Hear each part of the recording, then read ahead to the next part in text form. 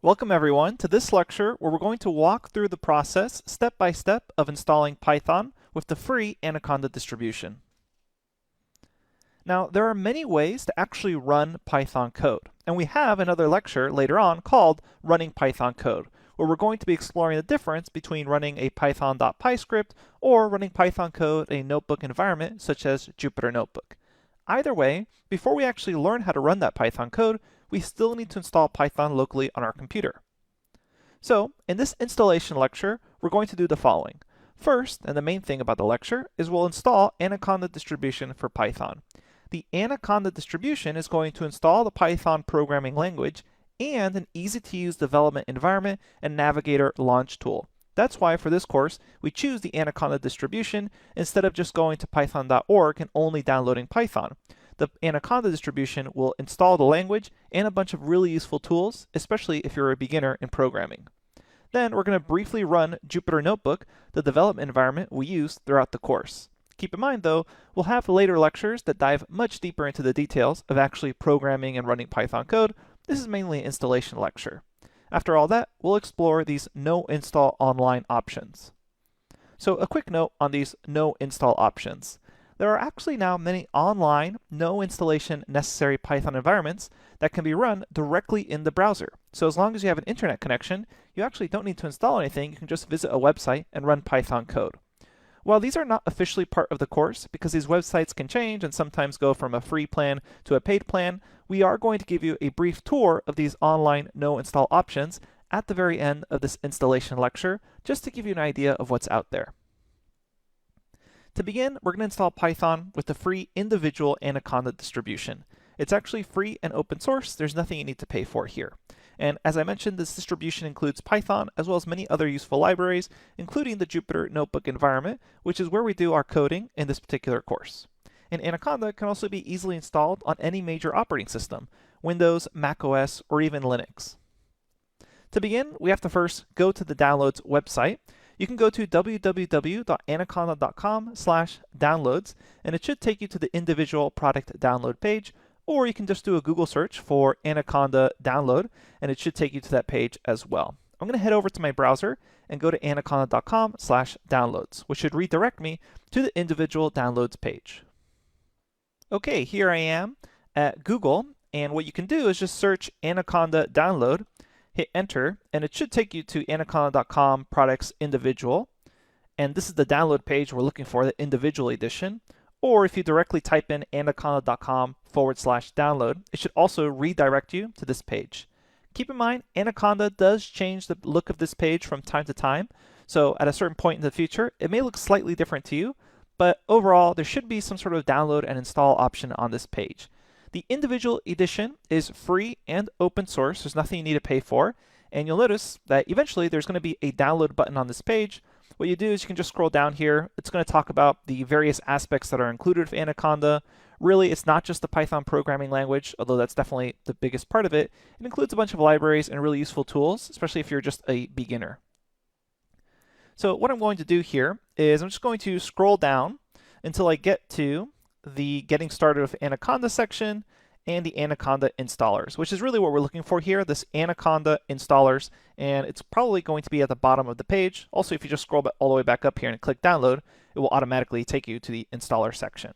Now, depending on your operating system, you'll want to download the Windows installer, Mac OS installer, or the Linux installer. It's kind of up to you depending on which operating system you're actually running. Now, I am running a modern Windows 10 software, and if you're running a just relatively recently made computer, you're probably going to want to install the 64-bit graphical installer.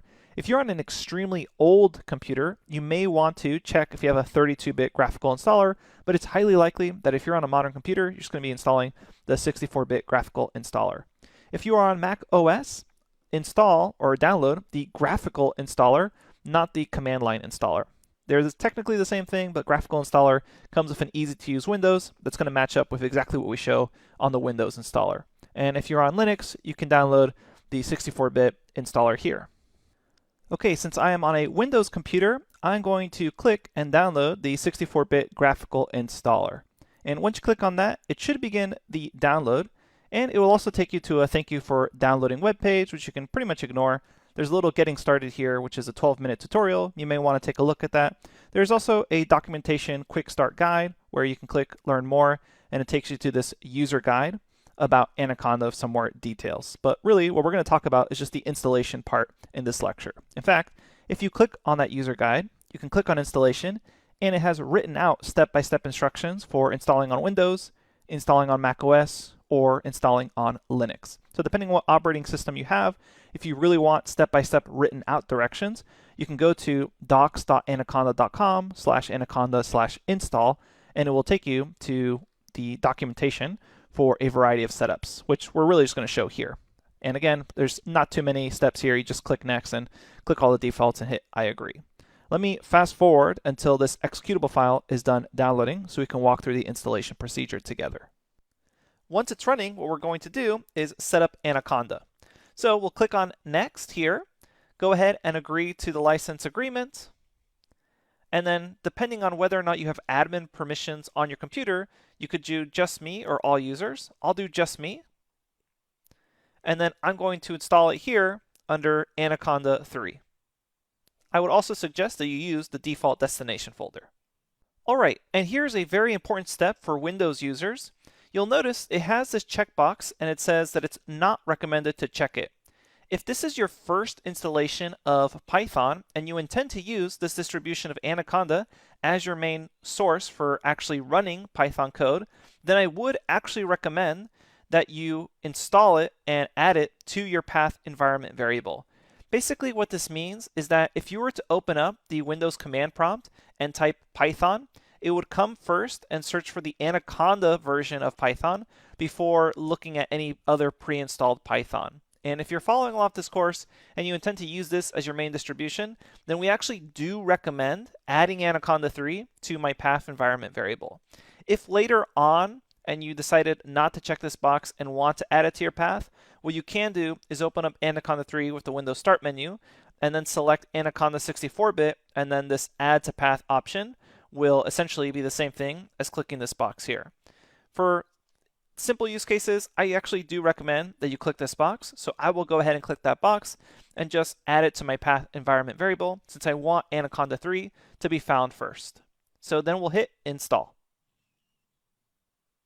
And my Anaconda installation is now complete. So I will go ahead and click next.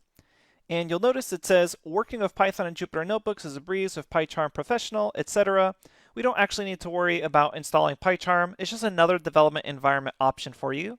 There's pretty much a wider range of environments you can choose from. We'll be using the Anaconda and Jupyter environment just because we feel that is the most accessible to someone learning Python for the first time, and it's free and open source. So we'll go ahead and skip this little kind of advertisement there. And then what we're going to do is we're also just going to skip the tutorial and then skip learning more about Anaconda. Those were actually the first two links that we showed you earlier. And then hit finish, and you should be good to go. Okay, now that we've finished installing Anaconda, let's show you the two ways to run it. One is through the Anaconda Navigator. To do this, search your computer for Anaconda Navigator. So I'm going to search for Anaconda Navigator. So I'm going to open up the Anaconda Navigator app, and you may need to run this as an administrator on some computers, specifically on some work computers, but go ahead and open up and click on Anaconda Navigator in order to run the application. Upon clicking that, you should see it beginning to initialize, and sometimes this takes a while, especially on the first time you're running Anaconda Navigator, so be patient while it loads, but eventually you should see this graphical interface pop up for Anaconda Navigator. Okay, here we are at Anaconda Navigator. It'll ask you whether or not you want to send reports to Anaconda. Feel free to send the reports or not send the reports. I'm just going to hit OK here. And right now it's loading a little bit more content. And there we go. So now we have Anaconda Navigator, which is essentially a graphical interface for the various development environments that Anaconda comes with. You'll notice that it has Jupyter Lab, Jupyter Notebook, a PowerShell prompt for you, as well as Qt Console, Spider, GlueViz, Orange 3, and even RStudio. So Anaconda is essentially packaged not just Python, but a bunch of development environments for you. For the course in general, we are using Jupyter Notebook. not Jupyter Lab, although it's extremely similar, but Jupyter Notebook. Just something to keep in mind. All right, now before we actually launch Jupyter Notebook, what I want to do is finish this tour of Anaconda Navigator. On the left-hand side, you see the Home tab. There is also the Environments tab. Environments, in this case, actually stands for virtual environments, which you may be familiar if you've programmed before. It essentially allows you to create a little virtual environment separate from your base environment to install particular versions of libraries. We'll talk about this later on in the course. You can see that I have some environments already. You should probably just have your base root environment and maybe one more, like a new environment. But for right now, you can go ahead and ignore and skip this tab. And finally, there's the Learning and Community tabs. Learning is just a bunch of links to documentation and some training videos you can check out. It's really leaning really heavily towards data science and machine learning because Anaconda is really popular with that community. And speaking of community, you can click on the Community tab, and it's a bunch of links to events and forums you can check out. Again, highly skewed towards data science and machine learning. Let's come back home. And once you're home, what you're going to do is hit the Launch button underneath Jupyter Notebook. We won't be working with Jupyter Lab for now. It's really similar, but for right now, Jupyter Notebook is the simpler of the two. It's easier to get started with Jupyter Notebook. So click on Launch on Jupyter Notebook. It's going to load for a little bit, but then it's going to redirect you to a Jupyter Notebook in your browser. And don't be alarmed if you notice it automatically opens your default browser. We highly recommend Chrome as your default browser when working with Jupyter Notebook, so you can check that out, but it should automatically open the default browser on your computer. So for example, you can see off screen, it actually did this for me. It went ahead and opened up Jupyter. So Jupyter does not require the internet to run. It's just using your browser as a visual interface for you to write code in. And you notice that it's typically going to launch in your C drive or in your main user drive, depending if you're using Windows or Mac OS, in which case you should see a directory of all your folders and files. So notice in my C drive, I can see my desktop folders, documents, downloads, etc. So then if I click on one of these, like desktop, it actually shows me everything I have underneath my desktop folders and different files there. I can come back up, and this is essentially allowing me to explore files and folders across my computer, whether they're in documents, downloads, favorites, games, music, etc. What I can also do is create new folders and new notebook files from here as well. Let's quickly explore that. I can click on New, and you'll see the option for a new notebook and the option to create a new folder, as well as a terminal connection and text file. We'll ignore those for now. We can click on New Folder, and if you click on New Folder, it should create a new untitled folder, essentially at the bottom of this list of folders. So if you scroll down here, eventually you should see something that says like Untitled Folder created just a few seconds ago. And then if you open it, it's completely empty. So this would allow you to actually create notebooks inside. So it says the notebook list is empty because this is just an empty folder. What I can do then is I could come back up a directory, scroll down and rename this folder. I can click the checkbox here, Untitled Folder, and if you scroll up, it'll say, do you want to rename it? So let's go ahead and rename it. Let's call it My Python Stuff. Hit Rename. And now let's open it up again. So it says My Python Stuff. I'm going to open up My Python Stuff. It says the notebook list is empty. Let's create our first notebook. Notebook is what we're actually going to be writing code in. I will select New. It says Notebook, hit Python 3, and this will automatically launch and connect to a new notebook. We're going to be discovering notebooks in a lot more detail later on in the course when we talk about running Python code, but just as a really quick tour of what a Jupyter Notebook is, it's essentially an environment where there's individual cells where you can write Python code. Let's run our very first piece of Python code just using Python as a calculator. I will say 1 plus 1. And then what I can do is I can run this cell. I could say cell, run cells, and it will run this cell with the input as 1 plus 1 and the output as 2. I can also type in,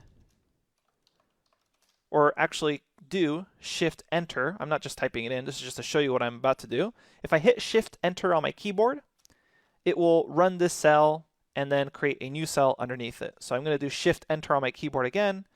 It runs the cell and creates a new cell underneath it. This is the main way we're going to be learning how to program throughout the course. Keep in mind, we do show you how to run .py scripts using something like a text editor like Sublime Text to give you the option of running Python code however you prefer.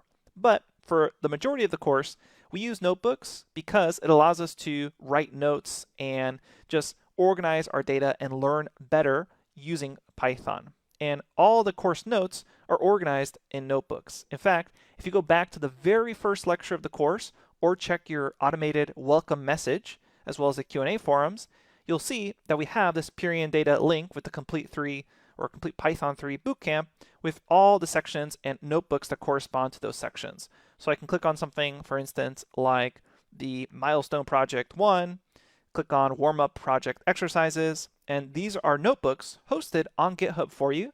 And later on, we'll actually show you how to download these notebooks. But you can see that the notebooks allow you to post images, post explanatory text, and code all in one single interface. This is why they're so useful for learning Python for the very first time. And we're going to talk a lot more about using Jupyter and running code later on. But for right now, you should have been able to create your first notebook, run some code, and keep in mind, there's a whole help tab here for a user interface tour.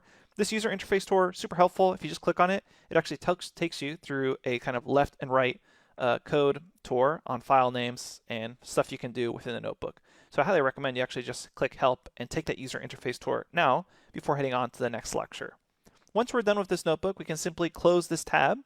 Notice the notebook is actually still running, noted by the green little icon.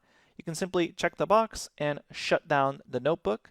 If you shut down the notebook, the code and text is all saved there, but it's not deleted. If you do want to delete this notebook completely from your computer's memory, check the box and then hit this little trash icon. And then it's going to say, hey, do you want to permanently delete this notebook? Go ahead and hit delete. And now it's permanently removed. Same thing for the folder. If you go back up a directory and for some reason you will now want to delete this My Python Stuff folder, simply check this box, scroll back up here and hit the trash can icon. It's going to ask you, do you want to permanently delete this folder? Keep in mind, Jupyter only allows you to delete folders that are completely empty. This is a safety concern. That way you don't accidentally delete a whole folder permanently. Go ahead and click delete here, and you should have been able to delete that folder.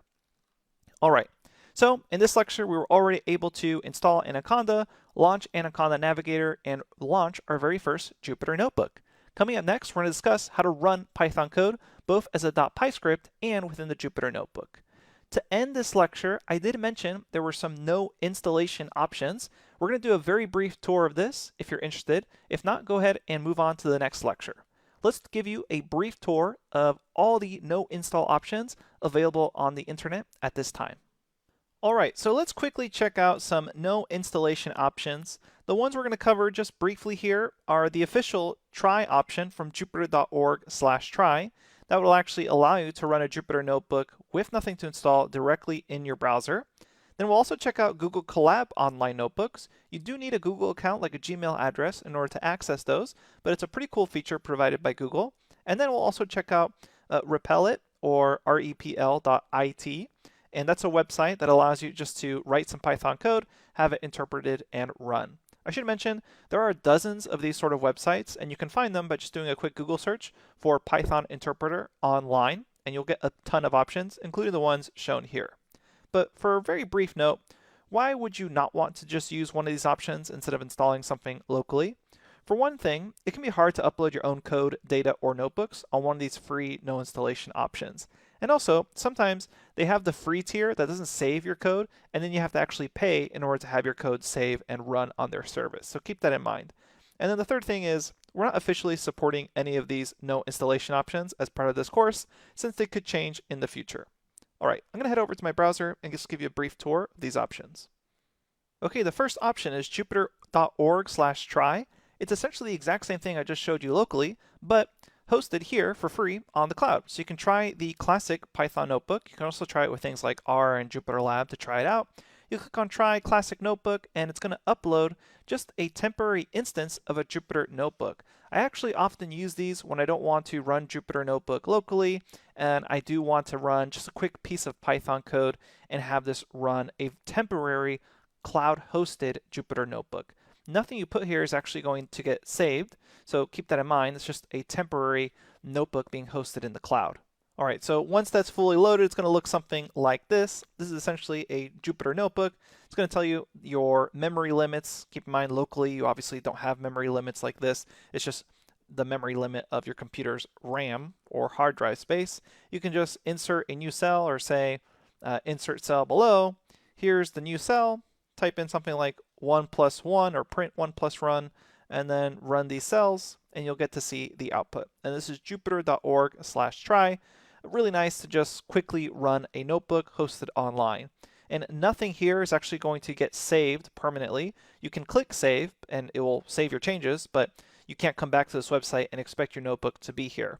Another option for downloading it here is, if I zoom out just a little bit, you can click here on File, Download As. You can download this as a notebook, Markdown, LaTeX, HTML, tons of options here. There's even JavaScript slides, reveal.js if you're familiar with that, but that allows you to download it locally in case you really wanted to save any changes there. Okay, I'm going to close out of this option. Next option is Google Colab Notebooks. This is a free notebook service from Google, really focused on machine learning and data science, and you do need a Gmail account to access this. Go ahead and just Google search Google Colab Notebooks and then go to collab.research.google.com, and you can click on one of these already pre-made notebooks, or you can click on New Notebook, and it takes you to this new Google Colab Notebook. And here, what's really cool, if you have a Gmail account, it will actually save your notebook, and you can do things like load up data to a Google Drive. The downside is it's not exactly a Jupyter notebook. It's kind of a specialized Google version of it, but you can say something like 1 plus 1 here, click run or hit shift enter, and it's going to run that code and then output the results. And actually right now it's connecting and initializing. Now that it's connected, you can see it ran to here, 1 plus 1. You are limited on your RAM and disk space, but there's a paid tier in case you decide to do really huge machine learning or deep learning data sets later on in your Python career. This could be an option for you. Now I'm going to close this one. Last one I want to show you is this Repel. It's a browser-based IDE. It is collaborative, and you do have a free tier you can check out. So if you click on Start Coding, you do have to make an account, log in, and sign up. And if you check out the pricing on this, there is a starter edition that's totally free. So if you want, you can use this. It doesn't give you a whole lot of CPU power though compared to something locally, so keep that in mind. And really it's kind of meant for collaborative coding environments. And if you go back here to the Google search of Repel, you'll notice there's a little Python link here. And you can click here, go to repel/languages/python3, and you should be able to actually just kind of give it a little test run. So I can do something like print 1 plus 1, hit run here, and it's going to give me the output 2. Again, there's limits here. Nothing's going to get saved unless you make an account, log in. For the best experience with this course, I do recommend that you work with a local installation. It's much easier to follow along that way, but I do want to give you some options in case you're on a computer where for some reason you don't have full admin permissions to install anything. Okay, with that being said, let's move on to the next lecture and really dive into running Python code. I'll see you there.